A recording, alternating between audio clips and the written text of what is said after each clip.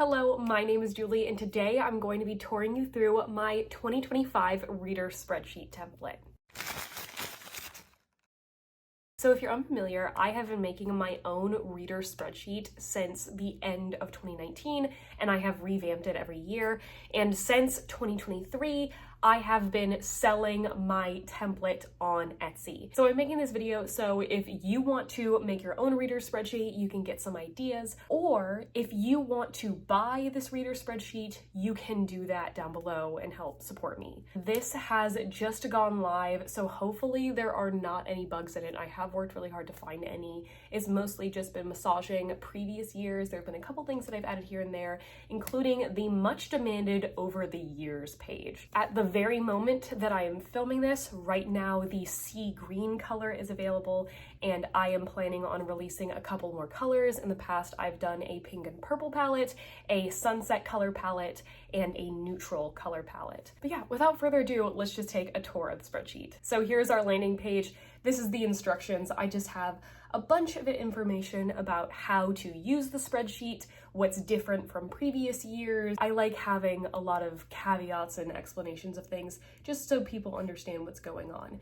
But our first page we have is our data entry page. So the idea is that whenever you have a new book that you finish, you'd go to the bottom and you'd fill out a new book with the title, author, demographic, genre, the rating you gave it, the month that you read it, the number of pages the book had, the year the book was published, the medium that you read the book in, so that's physical, audio, or ebook, or if you did a mix of that. There's ownership. Do you own the book? Did you get it from the library? Did you borrow it from somebody? There is a checkbox for if it was an ARC or an advanced reader's copy. If you're someone who gets copies from publishers, it can be useful to track that. There is a owned since category, so if you've owned the book, how long have you owned it for? The familiarity with the author. Have you read this author before this moment? The gender, ethnicity of the author, as well as identities. I have put queer as an identity in the drop down, but that is something that you can add more identities in there if you want to. And we have 3 different checkboxes. I have one for if there is POC representation in the book, if there is queer representation in the book, and then there is just extra tracking. If there is another checkbox that you want to have, a yes or no thing, you can put that in there if you want to track if something was indie published, if the book was translated or written in another language or whatever. I'm personally probably going to be using this to track if the book is speculative fiction or not, like is it realistic or not. Then we have our series stuff. So there is the series standing.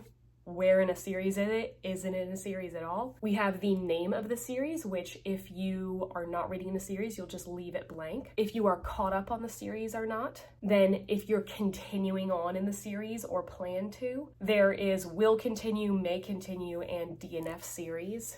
And then the recommendation source. So where did you hear about this book from? You'll see that a lot of these things are actually drop-down menus, and a lot of these drop-down menus are being controlled by this tab called selection edits. I got this idea from Allie from Hardback Hoarders spreadsheet.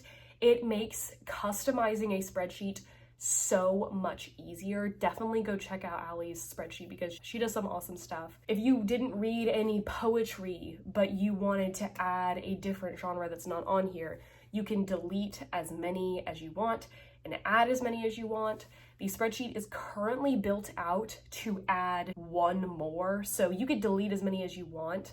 You won't have to edit anything until you get to 2 more that are there. So I could add 1 right below poetry and be okay, and I wouldn't have to edit anything in the spreadsheet. But if I got more than 2, I would have to extend some tables. So that's what selection edits does, and that does that throughout the spreadsheet in several places. We have a couple other pages of inputs. For example, our TBR tracker.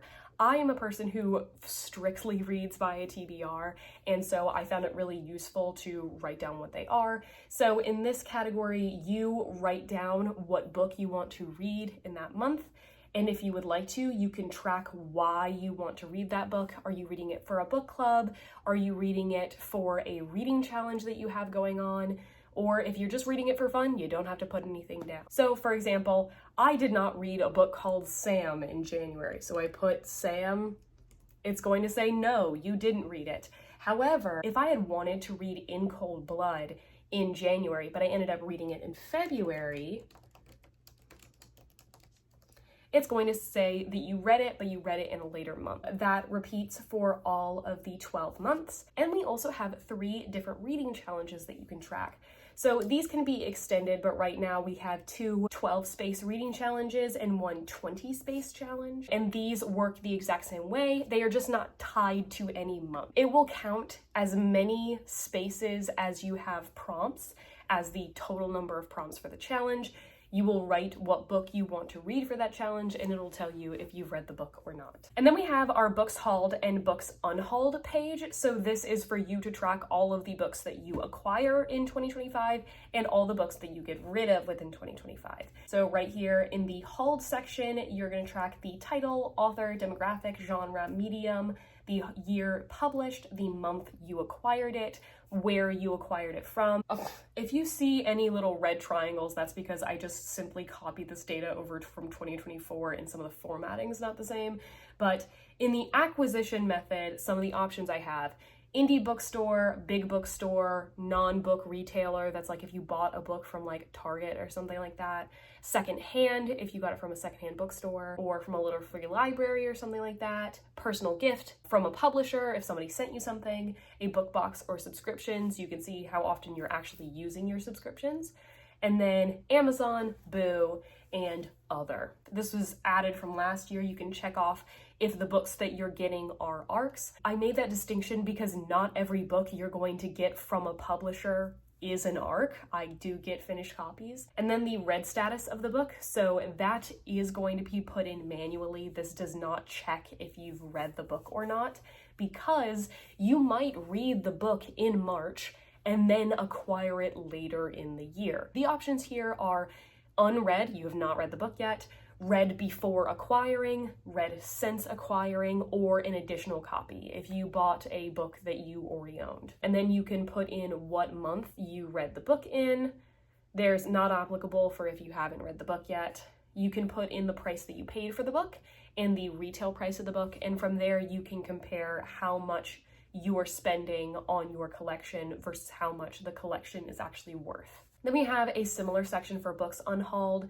You'll put the title of the book, the genre, the reason you are getting rid of it, and the options I have listed here are you disliked the book, or it was unmemorable, an additional copy, so you don't need it because you got a different one, you won't read the book, so it's taking it off of your TBR, or if the book was in some way damaged. You put in the month that the book was unhauled, you put in the unhaul method. I have listed if it was donated, if it was sold, if you gave it to a used bookstore, if you gave it to someone you knew, or if you gave it to a little free library. And then you can put in the amount that you made back. And there's only one more input place, but we're going to talk about that later. So let's talk about the stats. So this is the annual stats page. Let me zoom out a little bit. This is probably what I reference the most. This is what most people are going to be referencing the most. And if you see anything empty, it's because I didn't copy and paste more stats into this empty spreadsheet. But here it tracks a lot of your big things. How many books did you read? How many pages, your average rating for the year, and different page counts and stuff. Down here, you'll actually see books projected. So over the course of the year, if you've only input things from January to March, it is going to project how many books you are going to read by the end of December if your rate stayed the same. I find that to be pretty useful. It'll track the longest and shortest books you've read, the authors that you read the most. I believe it breaks ties by the author you read earliest in the year. And these right here are going to be tracking your progress for your different reading challenges. Then we're gonna have the genres of the book, the demographic, the date published. We have the star ratings in quarter stars. Acquisition year, those are currently wrong because this is programmed to be 2025's numbers. So all the things that I just pasted from 2024 is gonna be wrong because the text isn't the same, but that'll be a bar graph showing when you got the books that you read. We have the medium and ownership of the book, author familiarity, and the star ratings now put into whole stars. Currently, the spreadsheet rounds up at a 0.75 going up and a 0.5 going down. That's what feels right to me, but mathematically that doesn't make any sense. So if you actually go to our instructions page, I have a checkbox here. If you want it to round up at 0.5s, you just click that checkbox. Also, don't delete that checkbox because it's gonna get in your way. And over here, we have a graphic about your TBR and your collection. So over here, we have the amount of books that you read off of your TBR, the number added to your TBR, and the number you unhauled from your TBR. So this is from in the unhaul section. When you say you won't read a book, it's going to take those into account and subtract it from there. Then we have the net collection. So how many did you remove from your collection? How many did you add to your collection? Absolutely disregarding if they are on your TBR or not. And then it's gonna have some monetary things. So there's the money that you spent on your collection, that is the price paid. The value added to collection, that is your retail price. And the money returned from unhaul is in the money back column in unhaul. And the money saved using the library, I have calculated. Every time you list that you got a book from the library, I use what medium you listed the book as and how old the book is, if it's a physical book, because paperback or hardcover, to see how much money you probably would have spent on this book were it not from the library, and that gives you an estimate. Moving on down, we have series and standalones, representation, so that's people of color and queer characters being on page. And then we have the author gender identity,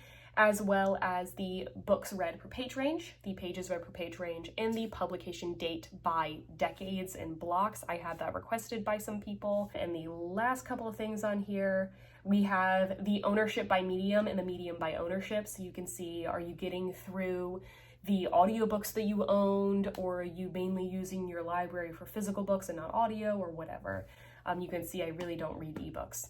And then we have TBR completion by reason. So when you put a book on your TBR, are you completing the things in certain categories? So if you put a lot of book club books in there, are you actually finishing them? So if I had not completed books, it would show up that I had put it on my TBR, but that I hadn't read it yet, or that it was late. Then we have the ARCs by medium. Are you getting them physically on ebooks or on audiobooks?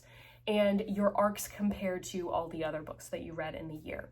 Are you reading mostly ARCs or mostly just regular books? And we have the recommendation sources just as a pie graph. And then the last thing is your extra tracking. So once you decide what that category is, you can change what the title of that is going to be, and you can see yes, no with those checkboxes. Then we also have our monthly stats page. This is all looking at your reading based on the months. So we have the number of books that you read over the course of a month. Why is this like so big? Oh, I'm on a different browser. That's why it's like a different size. Google Chrome did not want me to be the right size. You have the books that you read per month, and this line right here is going to be your number of 5 stars in the month. So you can see if the 5 stars were proportionate with the amount that you were reading. Then we have pages per month by the same token. We have the genres and mediums, the average star rating, the ownership, the demographic, star ratings, and those are by whole stars. And then we have your TBR statuses. So the green line is the number of books that you put as read from your owned collection. The number in purple is going to be the number that you added to your TBR, so the ones that you bought. And then the gray line is going to be what you unhauled from your TBR. And when you sum all those up, that is going to get you this graph right here that has your net owned TBR over the course of the year. And then we have the monthly TBR statuses. This is controlled by your TBR page. This green line is how many books you read in the month. The gray line is going to be how many books you put on your TBR, and the purple is how many books you read from that section.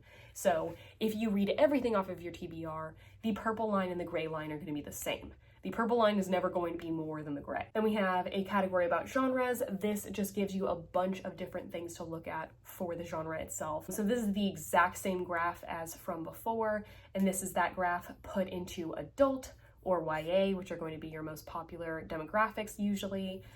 We have the star rating by genre, again with whole stars, the medium by genre. So are you reading some books more physically and some more on audio, stuff like that. The recommendation source by genre. Are you getting certain books from certain places? Then we have the pages read by genre, the average rating by genre, and the number hauled per genre. So you can see where your money's going. And then we have a bunch of stuff about authors. So our author intersectionality, are the authors cis, het, and white, or are they a person of color, or are they queer, if you want to keep track of that sort of thing. We also have the gender identity of the author, and also in the gender identity category, I do have the options male, female, under the trans umbrella, or multiple authors, like if you're reading a short story collection that has a bunch of different authors with different identities. I found that's usually the neatest way to do that. Then we also have author familiarity by genre. Are you picking up new authors in certain categories or just sticking to the ones you know? We have the pages read by genre. This is the same graph as before, but just as a pie chart. I found that was a little bit easier to visualize, at least comparing the pages read to the books read. We also have the arcs read by genre, so are you getting approved for specific genres of arc? And then the recency by genre, so how old are the books that you're reading by genre? Then the newest sheet is going to be your over the years sheet. I do not have all of the stats in here because this is what it's going to look like when you get the sheet. I have copied and pasted my information for the books read over the years and pages read over the years, but what this does, it is going to calculate all of your 2025 stuff. And if you want to look back at any of your previous year's stuff, you are going to have to fill that out manually. If you have tracked your stuff in the past, you can just put that information in already. That's what I've done because I've been doing my spreadsheet for several years. But if you haven't done it and you want to look back at previous years, you can just make a copy of this spreadsheet and do it for every year that you want to track. I have this going back to 2021, and you compare your stats. It's basically just the big overarching stuff from the annual stats page, but now it's going to be comparing over the course of 5 years. So books read, pages read, and annual average star rating, and I have whole stars versus quarter stars. This is interesting to me. So what this does is it rounds your star rating. So you can see if you had chosen to do only whole stars, what would your average rating be? Versus if you do half stars or quarter stars, your average rating is probably going to be a little bit higher than that. So for me, I didn't start doing quarter stars until 2023. So if I want to do apples to apples for all of my stats, I have to look at what the whole star rating would be, and not just the quarter stars. I think that's personally interesting. If you don't use quarter stars or half stars at all, you're not gonna look at that. We have the medium over the years, the genre over the years, the demographic, books per month. So once you have more than 1 year in there, there will be different stacked charts that will populate in there. But it looks full of just 1 year right now because the other ones haven't been populated. Author familiarity over the years, star ratings, series standing, ownership, author gender identity, and author intersectionality over the years. And all of these things are going to be controlled by the over the years tables, or OY tables. So these are auto-populated by the rest of the spreadsheet, everything that's in the 2025 column. And if you want to track anything that is not 2025, you have to manually put it in there because this spreadsheet is designed for an annual basis. That is so much easier to look at. I don't like doing an overall reading tracker of like my entire life because that just is so much chaos. I kind of like having an annual snapshot and comparing the annual snapshots. Next up, some other ones that we've had before, the author stats. So it's going to count how many authors that you read from and the author that you read from the most. Author gender identity, familiarity, ethnicity, and queer identities. Then basically all of these graphs are going to be comparing those 4 things against each other. So seeing author familiarity by ethnicity, author gender by ethnicity, and then we also have ethnicity by recommendation source and a bunch of different things along those lines. So all of these are just intersections of different things. Then we have the series statistics. So this is going to look at how your series changes over the course of a year.